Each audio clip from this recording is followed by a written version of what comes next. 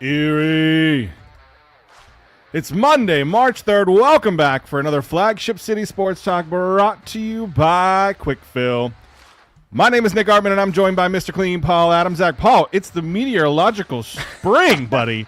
It feels like spring out there today, right? I guess. Sure. No, I think you're just supposed to say yes when you're asked questions. So the reason they have to phrase that in the news crawl at the top of the hour, meteorological spring, is because that doesn't exist in Erie, Pennsylvania. Right? Yeah, no, I agree. That's weird. It's 24 degrees out right now. I am freezing. Well, to keep us warm in the big chair, we got the great and powerful Rich Smith. What's up, buddy? Not a whole lot. A very interesting weekend. I went to fight night down at the Erie Insurance Arena, but we're going to get to that later. Wait, checks notes. Faith night. That's right. No, yeah. A great game at the EIA. If you're a fan of goals or fights, either way, you had your fair share. Worth the price of admission. Woo! IP's in the studio today. Isaac Petcash. What's going on, man? Yeah, no, good guys. A wellness check on Tim Quinn, by the way, who has to stand inside the glass where that flimsy panel is, and I'm just hoping he's okay this morning, so I may text him and make sure he's good. But no, great weekend. I don't know what spring is. I don't think we've had a spring for like 11 decades in Erie, and I've only been alive for 25 years, so it's been rough. We have winter, July, winter. That's the two seasons in Pretty Erie. much. Essentially. Fake fall. And construction season. Pre-winter, post-winter. It's still Second, third winter. still just winter. Fool's spring. Well, listen, we're spicy in here this morning, so this is going to be a good show. I'm really excited about today's show. We got a lot of basketball to get to, both on the high school level, the professional level. We're not even going to get to the college stuff today. College tournaments, PSAC tournament starts up this week. I mean, just a lot of basketball, good basketball to cover. And as we always say, an hour's not enough time. So you know what? Let's just stop hemming and hawing, because we could go back and forth about every negative thing going on outside today. But instead, let's get into the North Shore Rewind. All right, starting the North Shore Rewind today, we want to get into a couple teams from the boys team, and then the next segment we'll hit the girls team. And we want to start it off with McDowell. McDowell avenged last year's sub-regional loss to State College, draining 9 3-pointers en route to a 56-45 victory in the PIAA Class 6A boys basketball sub-regional on Friday. Camden Craner led the Trojans with 26 points, including 5 from beyond the arc, setting up a first-round showdown with Pittsburgh Central Catholic. Guys, how big of a win is this for McDowell to kind of come back and avenge this win, or avenge the loss from last year? IP, I'm going to come to you first, because we were able to have KOC, the head coach of McDowell boys basketball, on the Gem City podcast last week. Yeah. And kind of we set this conversation up, so I'm going to continue it with you. How big of a win was this for them? Well, it's huge because of last year, but it's also huge because there's always been that roadblock in the sub-regional, it seems like, for McDowell, and they've struggled to be able to get past that roadblock. I actually think, we talk about weather and how weather was a factor. Weather may have helped McDowell win this game. I say that because they were supposed to play State College, and McDowell were supposed to play in February. Yeah. That game got canceled, and one of the things Coach O'Connor said on the podcast last week is that when we played State College in the regular season last year, because they did, McDowell came out, they played really well, won the game. Then State College completely changed their look in the postseason game and confused McDowell.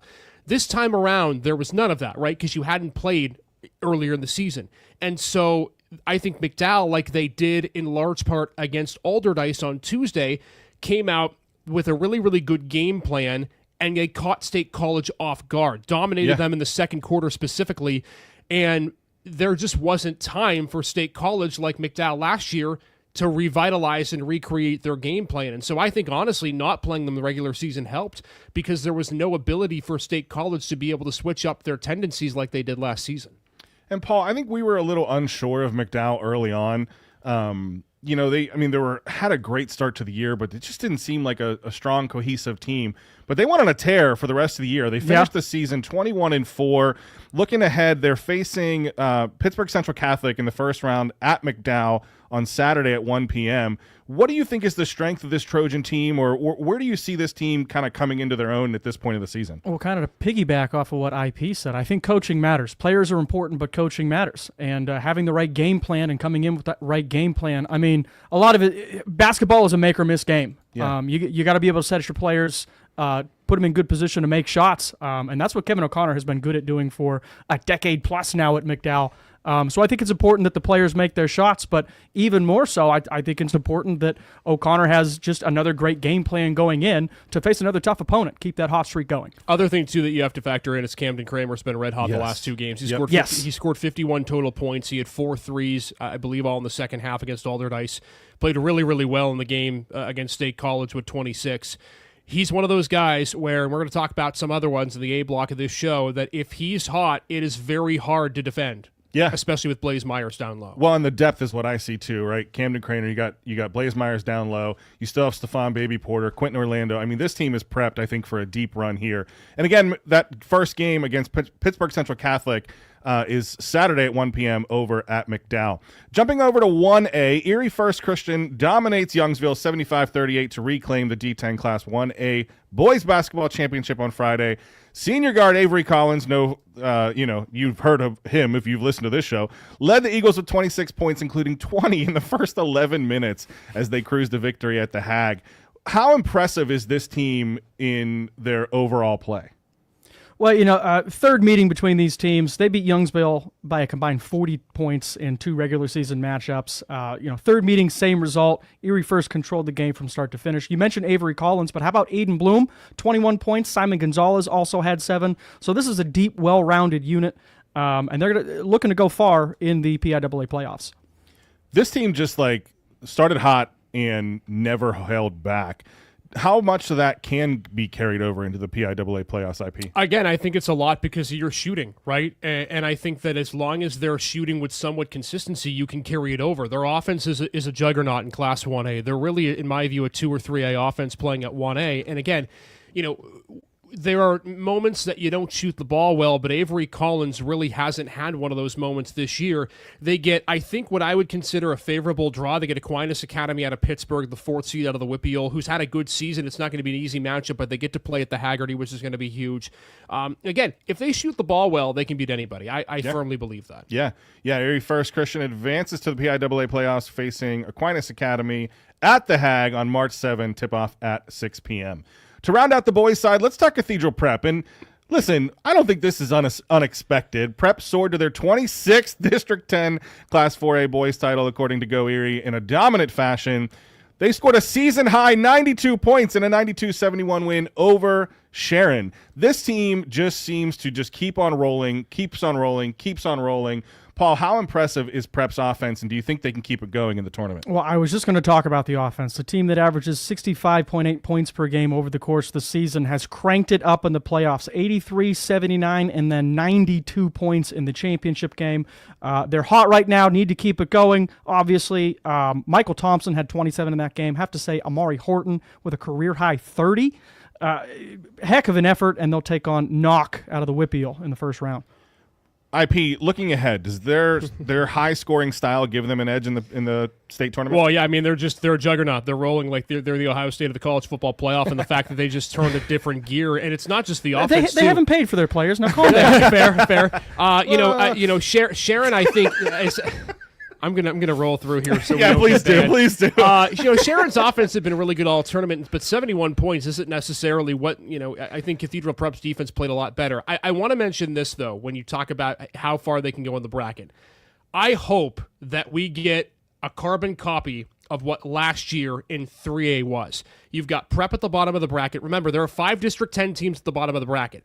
I think there is an outside shot we could see an all Erie County Western final. And if that's the case, the most likely team, at least, again, from what I'm seeing in a quick view, to come out of the top half of the bracket, Devon Prep, who played Franklin in the 3A championship game last year. So Cathedral Prep, I think, has got a real shot. I like it. There is a lot of representation on both the boys and girls side of the brackets this year in the state playoffs. I think there are some great teams that have a great shot at making a run. Speaking of, we'll get into the girls segment when we get back. We want to talk about some D10 champions there as well. Keep tuned in. We're talking basketball this morning. You're listening to Flagship City Sports Talk, brought to you by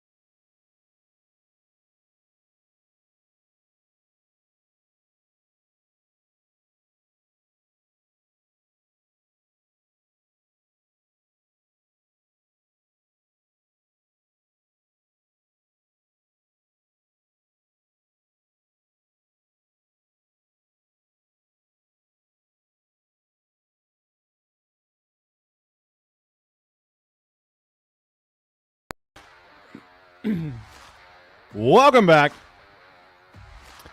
You're listening to Flagship City Sports Talk, brought to you by Quick Fill. Listen, it's not unknown that I like to pick on basketball. You know, growing up a football fan, a hockey fan, I get to a basketball game and it's just kind of like, I don't know, I get bored. But I love playoff basketball, whether it's high school, whether it's college, whether it's the Cavs, which we'll get into later when Sean Peebles joins the show. This is just an amazing time of year. So it is worth it to me to just get through the slog of a regular season to get to playoffs, because I do think there is like a ramp up of competition in playoff basketball. I think the month of March is really like the best basketball month, right? Yes.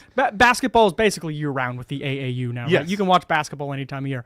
But the month of March is when casuals like myself, like I watch basketball, but like this month is nothing but. Yeah. And I mean, we're talking, the end of the start of the state playoffs.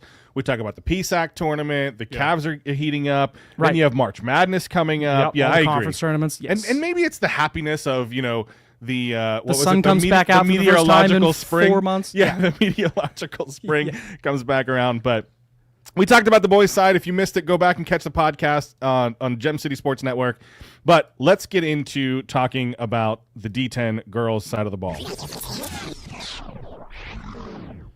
All right, this is a team that we've talked about all year, and for good reason. Northwestern pulls away late to defeat Seneca 47-37 behind a dominant performance from Michaela Presser-Palmer. Surprise there.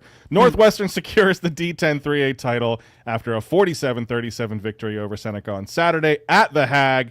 Presser-Palmer, guys, again, was nearly unstoppable, pouring in a game-high 31 points. At this point, to my knowledge, she is putting in one of the best high school seasons that I have seen in a long time, maybe ever. Can she be stopped coming into the state tournament? That remains to be seen. The mid-range game is unbelievable. Yeah. She's bigger, faster, stronger than just about everybody else on the court. And even in the championship game, she was getting looks. She got whatever she wanted. Yeah. They were triple teaming her. She'd just spin out of it, use that drop step, get down low, create the leverage, and then elevate over whoever was trying to guard her. She's as unguardable a player as I've seen in high school basketball in a long time. We talked the last couple of years about how Lake Fields at Kennedy Catholic was one of those players that when she got in the post, you couldn't guard her. The problem is Michaela Presser-Palmer does everything. She can shoot the three, she can drive, she can get through triple coverage.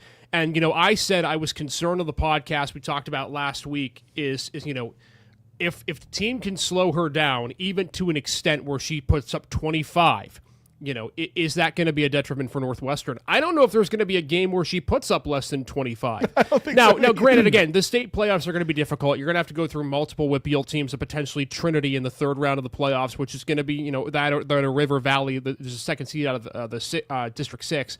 So it's not going to be easy games, but man, it really doesn't matter who the heck is guarding her and how many players. And that's the incredible thing is, team be darned, she just runs through everybody. Yeah. And I think that's what impresses me is not even just the offense, but on the defensive side of the ball. I mean, obviously she had a great game here against Seneca, but in the game against Mercyhurst Prep, she was nuclear. I mean, she was everywhere. She was in the paint. She was outside. She's causing turnovers. I mean, she is just having an incredible year. And to your point, Paul, you said nobody's been able to do it. And I kind of had my doubts about Northwestern going into the D10 tournament. I'm done. I'm done pulling punches for them and worrying about them. Until they show me as a team, not even just MPP, until they show me that they can't, I'm going to keep backing them because she looks incredible. First off, excellent use of the word nuclear. Second, basketball is, I'm going to go back to the coaching thing, it's a numbers game. Yeah. How many bodies are you willing to put on Presser-Palmer? And then you've only got 5 on the floor. How many do you want to commit to her? Because if you commit more than 1, which it seems like teams have to, that leaves someone else open. And Steve Sawin's a great coach, and they run a lot of good plays, and they're able to stretch the floor. You can put Michaela Palmer way outside, and that opens up the low post and just all those actions along the baseline. There is so much that you can do with a player that garners so much attention that even with her off ball, she demands attention. You can do so much around that. It's going to make Northwestern so tough to stop. And especially like you said, IP, if 25 points is her base level worst game, boy, what do you do with that? Isaac, are they putting too much on her plate? No, and I think they don't, because Steve Sewin has been a coach who said a few weeks ago, even when he was on the podcast, we don't want to be a team of one player. And I think what he's done a really good job of is, in the regular season, involving everyone, getting the defense right, but also being okay with letting her control the game when the game needs to be controlled. And so I think you're going to see a situation when they open up the state playoffs where they're going to play that team game for 2 to 3 quarters, and in the fourth, if they are trailing, Michaela's can get the ball. Yep. So it is not a necessity. To me, it's a luxury, because they have a good team around her, and Steve knows that they can play a team game, but at the same time, if they need an out, they have an out. So I don't think it's a thing where they're putting too much on her. I just think it's a simple thing where they have the luxury, but they've done a good job of not having it be a crutch all season. And I think top-down view on this, I'm sorry. No, you're good. We're talking all offense at this point. Northwestern is a tremendous defensive team. Yeah. So when you can hold teams down, they allowed 6 points against Seneca in the fourth quarter. Michaela's going off, and you've got things working on the defensive end of the court. That's a tough combo to beat. Now, they've played Seneca twice this year, and there is a chance that they play them again. They've played them 3 times this year. Now 3. I was going to say I thought this was going to be the third. Yeah, you're right. I forgot about they played twice in the regular season. They have the potential to play a fourth in the quarterfinals. This team, this is becoming a rivalry if it isn't already, and just to see them play, each game has been about a 10-point difference. I could very well see both of these teams playing again in a couple weeks. But first, Northwestern faces off against Avonworth in the first round of the PIAA playoffs on Friday, March 7th at Northwestern. Tip-off at 7. Jumping over to Harbor Creek Fairview. This is a game I'm personally very excited to talk about. You called this one. Harbor Creek 37, Fairview 33. Last week on the pod, I said I had a gut feeling that Harbor Creek was going to win this, and Tom Koval made fun of me. He said, I don't know what you ate, but it's going to be Fairview. Well, I'm laughing now. Harbor Creek holds off Fairview in a defensive battle, securing a 37-33 victory Saturday at the Hag. Przybylski led the Huskies with 15 points, including 4 3-pointers, to power Harbor Creek's offense. Was this a great game by Harbor Creek, or maybe a slow game by Fairview? I think it's both. I know, but I think it's more great by Harbor Creek. I mean, Fairview's offense has not been that impressive all season. Paige Garrity's a great shooter. Bree Height can attack the glass. But I said on the podcast on Thursday, if they can get to 40, I think they're going to win the game. I just didn't know if they could, and they almost did at 37. But when you have a player who has played against a single team for as long as Brooke Przybylski has, at some point she's due to have a breakout game. And 15 points against Fairview is a breakout game. Wonderful job by her to be able to shoot the lights out of the gym in that game. And then the defense, again, they limited Garrity, they limited Height, they forced the ball for the most part elsewhere. And I just think for this Husky team and Mark Corey, when you see a team long enough, at some point you're due to win the game, and what an effort from the Huskies to come out with a W. Harbor Creek gets South Park in the first round of the PIAA playoffs on Saturday at Harbor Creek. Game starts at 1. Paul, we got a lot more to get to, so let's wrap up with a 2-minute drill. Let's do it. Erie High's Devia Truman won the 170-pound title at the PIAA West Regional Girls Wrestling Championship over the weekend. She's one of 9 Erie County wrestlers heading to the PIAA State Meet in Hershey this weekend. Corey's Finley Forspring at 106, Northwestern's Sydney Rea at 155 also won regional titles. Other state qualifiers include McDowell's Chloe Zakari, Sharpsville's Lily Young, and Bella White, all who took second. McDowell's Owen Sarbeck and Corey's Logan Amy set new District 10 records at the swimming championship meet over the weekend. Sarbeck won the 3A boys 100 backstroke, breaking a 10-year-old mark, while Amy took the 2A boys 100 breaststroke in 57.62 seconds. Cathedral Prep's Maria Costa tied the 2A girls backstroke record at 55.02. McDowell's Raylan Schwab became the district's first freshman to win Outstanding Swimmer honors. All those gold medalists advanced to the PIAA meet March 12th through 15th down at Bucknell. Cathedral Prep is sending 6 wrestlers to the PIAA state tournament after winning the Class 2A Northwest Regional with 143 points. Brandon Bird at 160 won the team's only regional title, while Keegan Oler at 133 finished second. Freshman Canben Barrero at 127, Davion Edmond at 121, and Sam Harrington at 172 all qualified alongside senior Bo Mertucci at 189. Corey will send 3 wrestlers, including Mason Stavitz, who was a runner-up. Grove City finished second with 122 points and advanced 5 wrestlers. Erie County will send 13 total competitors to Hershey, including regional champ Cyrus Hurd from Northeast. And finally, in a game that had it all, the Erie Otters dominated the Peterborough Petes with a 7-2 victory last night.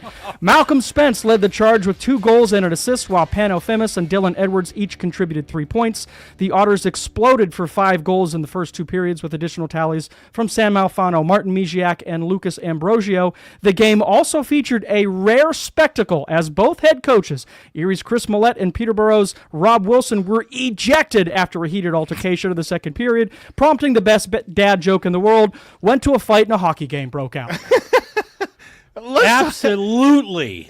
Now, Rich, you were there. I was there. What was your takeaway?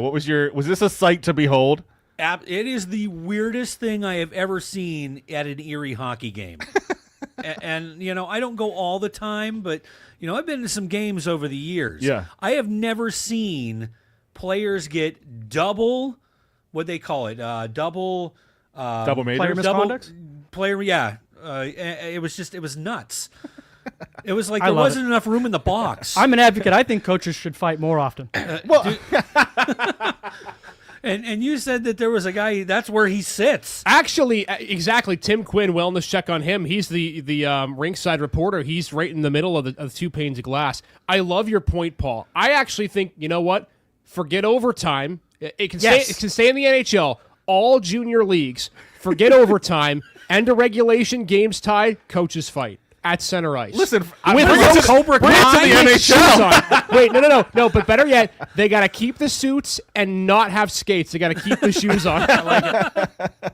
Oh, man, I say bring it to the NHL. Wow. Why limit it to hockey? Let's do this across the sports Well, think world. about this. Could you imagine the 4 nations face-off if the U.S. and Canada in the championship game would have went to overtime and it's Mike Sullivan and John Cooper tying it up at center ice? But I'll beat up on basketball, but that's because I love hockey, and there is nothing like a hockey game, not because of the fights, because anything can happen at any minute. You're talking about the 4 Nations tournament. That was amazing to watch. And then you go watch, the NFL Pro Bowl and the NBA All-Star, and it's like, come on, guys, what are we doing? I want to see the best of the best. I want the action. Give me some more hockey in my brain. Before we take our next break, I want to thank all of our sponsors, Quick Fill, Jobber Auto Supply,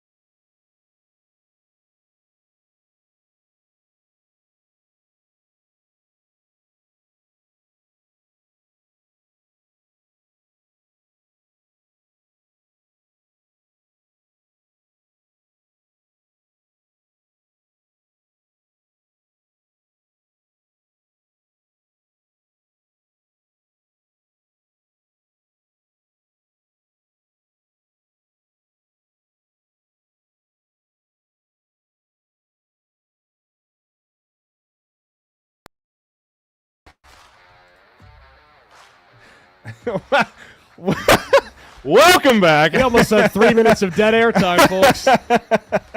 You're listening to What Flagship happens when City. I don't pay attention? You're listening to Flagship City Sports Talk, brought to you by Quickfoot. You almost weren't. I just did a check-in with Rich. Rich, how much time we have? Oh, we got 3 minutes. No, go now! Go now! Coming in hot! That was not an exaggeration. No, that was actually just a complete replay of what just happened off the air. But we're constant professionals. We keep it going. So to maintain our you can't see, well, if you're listening, you can't see the air quotes. But to help keep us a little more professional, we do bring in a professional in the field. We welcome back to the show Sean Peebles, the voice of the Cleveland Cavaliers. Sean, how you doing, my friend? Good morning, gentlemen. Doing really well. Hope all is well with you guys as well. Oh yeah, we're hanging in there. We're barely by the sounds of it, but we're doing well this morning. We're talking a lot of basketball. This is such a fun time of the year between high school playoffs to, college playoffs to March Madness, and you're gearing up for NBA playoffs. Like, this is the time of year. If you haven't tuned in, this is the time of year to check in on some basketball. How say you? Wholeheartedly agree, and it's definitely exciting with March Madness coming up pretty soon. I mean, we were just talking before we came on air that we're in March, and we're finishing up all the district rounds in high school. The tournament will be announced in another 2 weeks, and then we're full sprint in the NBA. So it's a beautiful time for hoops. Yep. So speaking of the NBA, this is why we bring you in. You are our resident NBA expert, specifically covering the Cavs, and we really haven't had a chance. The NFL season gets longer and longer and longer, and we haven't had a chance to really fit in much Cavs talk this year. So we want to kind of take this first segment and do a catch-up, because we haven't talked about them, but it doesn't mean it's not because they haven't been doing well. Right now they're 50-10. They're sitting on top of the Eastern Conference standings. The Cavs have had a great year. So give us a catch up. What has been kind of the standout performance? What makes this team so special, or what has happened this year that's made them so special to get them to this point in the season? Well, let me start with this. You said top in the East. I'm going to take you one step further. We like being top in the NBA. Oh, yeah. Yeah, so we will take that as well. But, this whole season has just been – it's been 60 magical games. I mean, there really isn't one standout performance, one standout game, one big moment. It's just been consistent, steady, good professional basketball, team basketball. And, when they started out 15-0, everyone was all like, this is a fluke, flash in a pan kind of thing. We'll see how they're doing, around the holidays, and we'll see how they're doing around the All-Star break, and expecting, things to change. And unfortunately for a lot of those critics, things haven't changed. The Cavs have maintained the course, and they've been getting a lot of wins, but most importantly, they've been growing closer as a group and learning to adapt to certain situations. Last night's a great example when the Trailblazers were in town, to be down 18 to a team that maybe they thought they would have taken the doors off, but it's the NBA. You're playing against professionals, and the Cavs had to find a way to not only come back from 18 down, but to take an extra frame into overtime and get the win. So it's been a great year since we got underway in October, and yeah, we're in March, and we're going to be getting into the postseason, but we still got 22 games to go, and let's get after it and get this sprint. Yeah, I mean, you're talking they're 50-10. The 50-10 record is tied for the 10th best start through 60 games in NBA history. The Cavs have now won 10 straight games for the third time this season.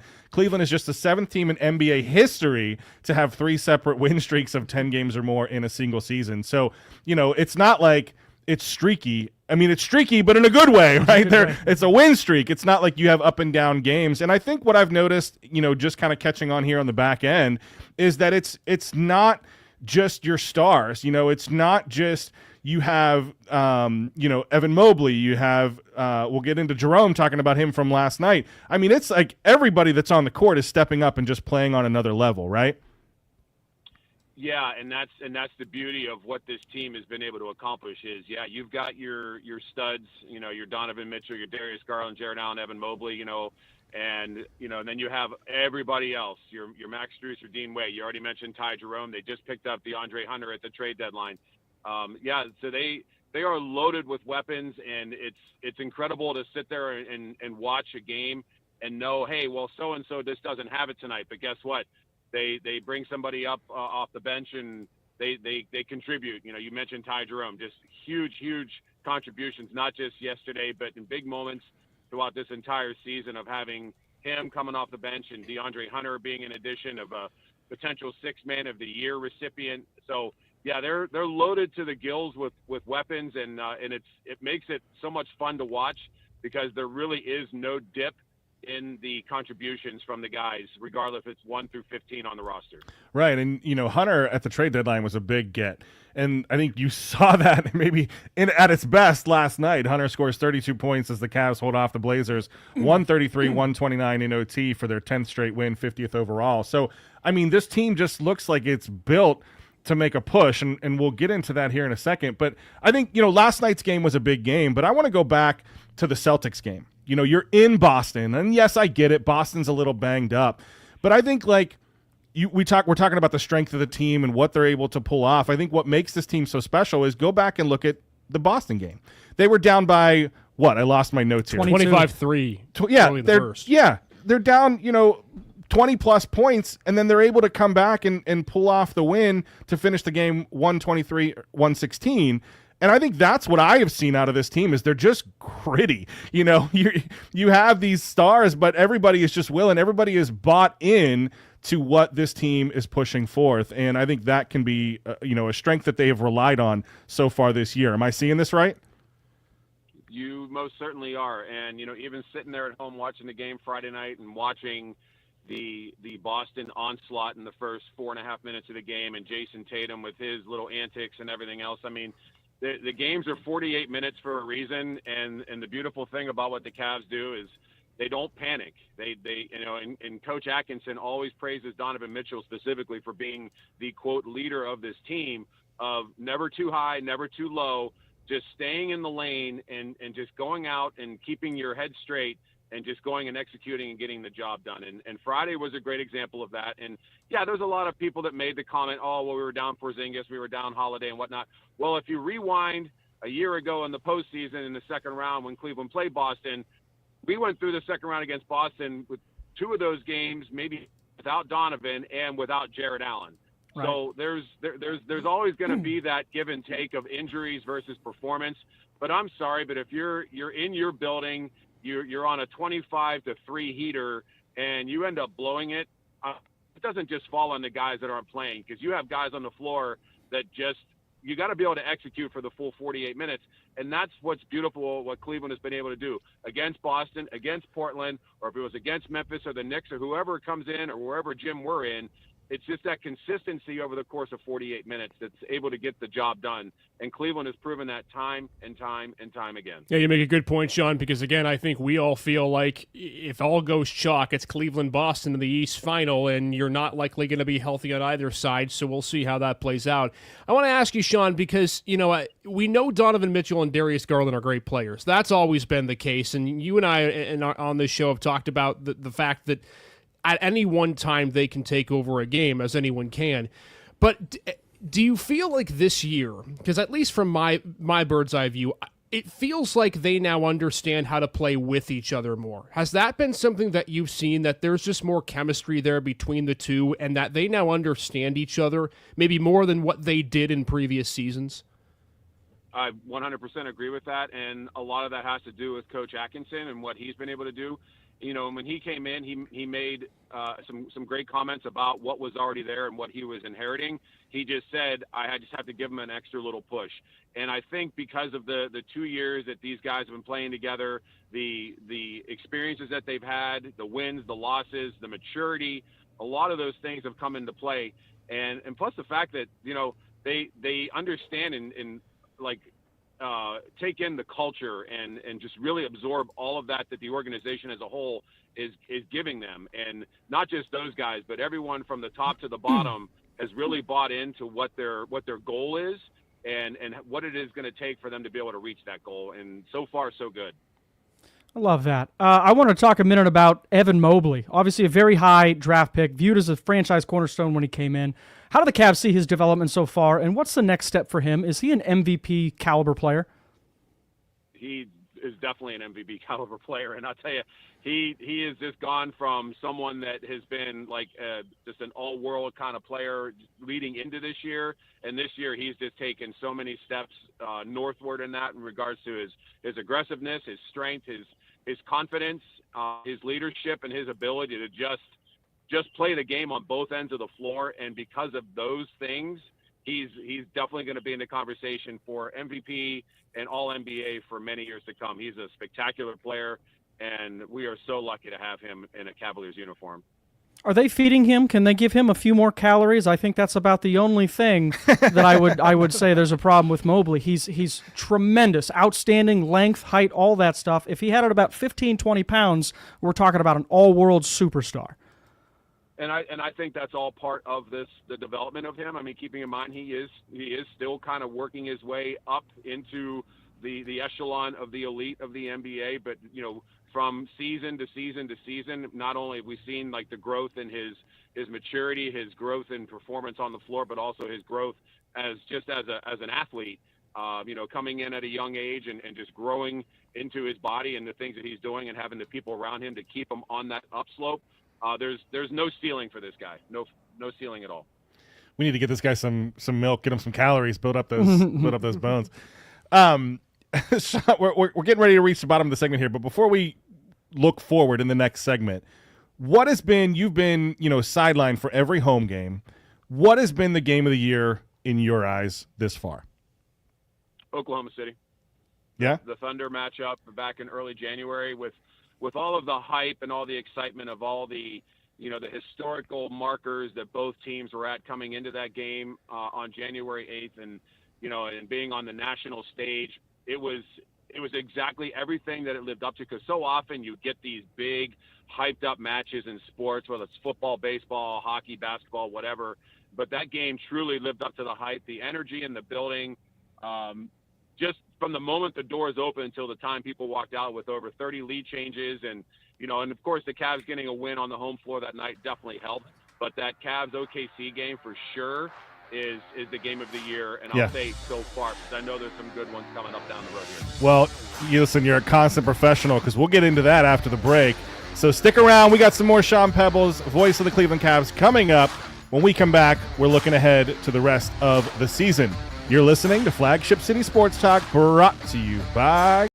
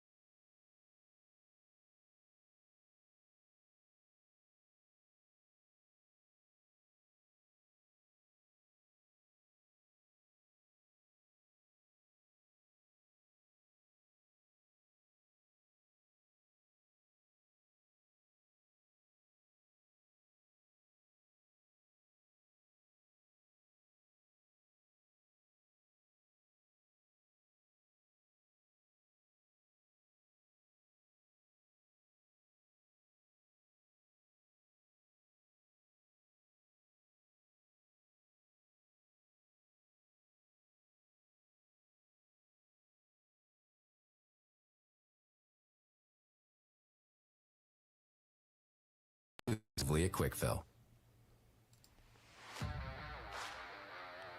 Welcome back to Flagship City Sports Talk, brought to you by Quick Fill. Woo! We're keeping Rich on his toes this morning. Dude. You busy back there? Yeah, just a little bit. Go back and catch the live stream. At the end of that, the C block, you can see Rich have a panic attack.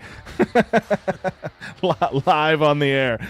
But we're not done. We got a lot of good basketball talk still to be had. Sticking with us is Sean Peebles, the voice of the Cleveland Cavs. Now, we spent the last segment kind of looking backwards, and now we want to look forward, right? We're talking about the best team in the NBA right now. We left off talking about how big those games against Oklahoma City were in early January. Now, looking forward, Sean, what does this team need to do to maintain pace the rest of the season? Well, I mean, you just used the two words, maintain the pace. I mean, just stay in your lane, keep the train on the tracks, do what you're doing. Continue to go out and execute and just be prepared when called upon, which, again, we've seen all season. That hasn't been a problem for any of the guys on the roster. So that's going to be the magic potion for now until the middle of April, to just do what you're doing and steady. Steady wins the race here, and they've done that since October, so I don't see them changing anything at this point. Yeah, and I mean, it seems like, I don't want to say an easier rest of schedule, but I mean, you're done against Boston, you're done against OKC, you got the Knicks coming up here towards the end of the season, but it seems like a good rest of schedule. They seem to be in a good place and have a good rest of schedule to maybe, work in some load management and things like that. But is there a game that you're looking into or you're worried about here coming towards the end? Not really. I mean, you just the attitude is, there's a game and you're going to go out and execute and get the job done. I mean, yeah, there's going to be teams, and once we get close to the end of March, that are going to be, playing for, a top 6 seed or even to get into the play-in, because the Cavs were in that position a few years ago to get into the play-in and fighting for position. So, yeah, I mean, I'm sure that the levels of intensity and excitement and they're really going to start to ramp up for teams across the league. And so Cleveland just needs to be ready, because there's going to be some teams really hungry to get a spot in the postseason. Sean, this team clearly is deep enough to be able to win the title, and I think, unless something catastrophic happens, you're looking at a 1 seed, you're looking at, in all likelihood, the East Final, not that you want to look that far away. But I think if people were to ask the question, it's, can Kenny Atkinson coach in the playoffs like he did in the regular season? You know him. You talked a little bit earlier in the segment about how he's been able to get Darius and Donovan on the same page, and I'm sure he's done other wonders as well. What experience has Kenny Atkinson brought to the team that would make you and others believe that he is able to coach his way through the playoffs and have a successful year in the postseason, that is, in year one? Well, I mean, as I said already, I mean, he understands that this demeanor of this team of not too high, not too low, and just kind of keeping your minds and your body and everything at an even keel. And we go back to that game Friday night, shows that. I mean, that was a playoff atmosphere. I mean, we got 1-2 in the East. We got the defending champs on their home floor on national TV. So that was pretty much like a playoff type of game anyway. And as we pointed out earlier, Boston was sticking it to him early on. But again, coach and his assistants and the guys, they just kept their heads where they needed to keep them. And they were able to chip away and find ways and find matchups and stuff to be able to get the job done. I don't expect Coach Atkinson to do anything different in round 1, round 2, round 3, whatever, throughout the postseason as he's done in the regular season. He's going to be the same coach that we see right now. Sean, it is so rare for a team to add a player of such just impact at the trade deadline level. I think this is a fun little thing I wanted to ask you. Can you rank these trade deadline moves over the years? Pau Gasol to the Lakers in 2008, Carmelo Anthony to the Knicks in 2011, DeAndre Hunter to the Cavs in 2025. I'm just gonna go with the Hunter move. I mean, exactly, perfect. Pau Gasol and Carmelo Anthony for sure. Big moves, big names, and Gasol. was a winner everywhere he went, and for him to go and do what he did with his time with the Lakers, that's legendary stuff. But this DeAndre Hunter to Cleveland move, everyone was saying, there's just that one more piece, that three, Right. that stretch guy that can play both ends of the floor. DeAndre has proven himself time and time again when he was at Atlanta, and oftentimes when the Hawks would play in Cleveland, he would come in and just light us up because that's the kind of player that he is.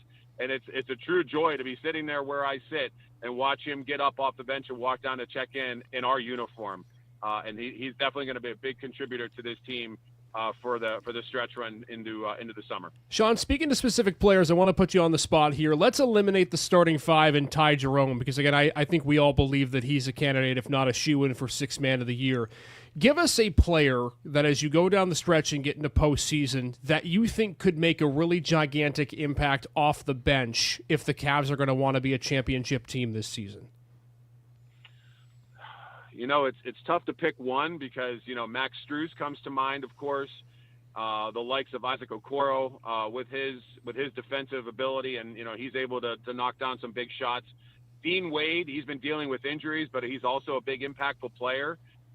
He's also my favorite Cav, but it's tough to pick one. But I would say if we're talking most recent performances and stuff as far as an upswing goes, I would definitely say Max Strus.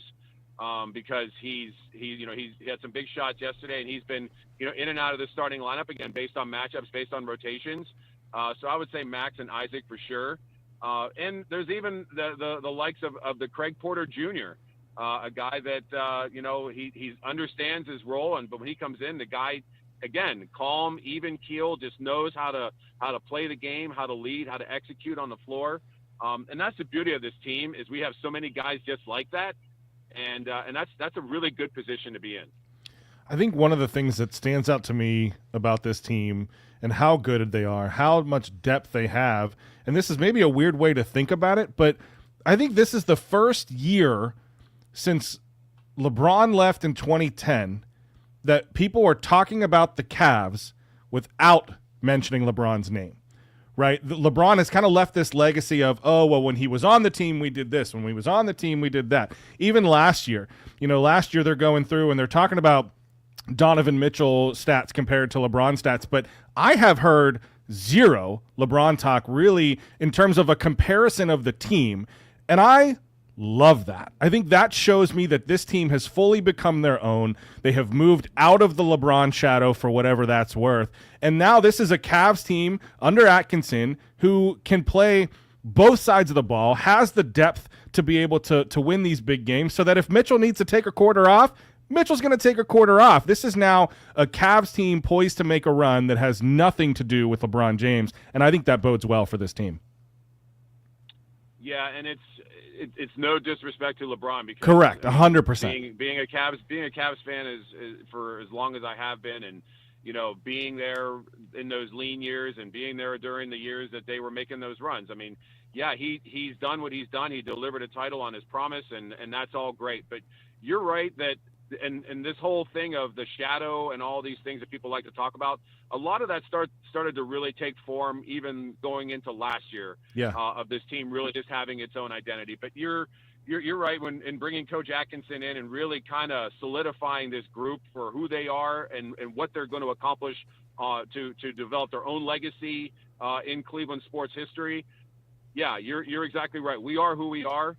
It's always been Cleveland against the world, and and those were great years when LBJ was in town. Yep. But this is a new era. This is not just one of those things that's going to be like, oh boy, that 24-25 Cavs team, boy, they were special. Yeah. No, this is going to be something to buy a ticket, get on the train, and let's ride the rails because it's going to be a nice long ride, and we're just going to enjoy every minute of it. Well, we're hopping on the bandwagon, and we're hoping to have you back to talk more. Sean, thanks so much for taking the time out of your busy day to join us on the air and talk Cavs. We appreciate you, brother. Oh, I appreciate you guys. Thanks again for having me on. All right, man. Be safe. Thank you. Fellas, we made it. That was fun. What a great day today. We need more than an hour. No, we need more than an hour. Absolutely. You guys always get on me for Gem City when we have hour-and-a-half long episodes, and you're like, this is going to be too long. It's never too long. It's never too long. It's never enough time to talk about sports. Oh, my gosh. We didn't mention the Combine one time. No. I can't wait for the Draft Pod this Draft week, by the way. podcast this week, by the way. Follow along. Like I said before, Flagship has joined the Gem City Sports Network. Follow on the socials at Gem City SN. Erie, thanks so much for joining us today. My name is Nick Artman, signing out for Paul Adamczak, Rich Smith, Isaac Petcash. That's it. We're done. Have fun.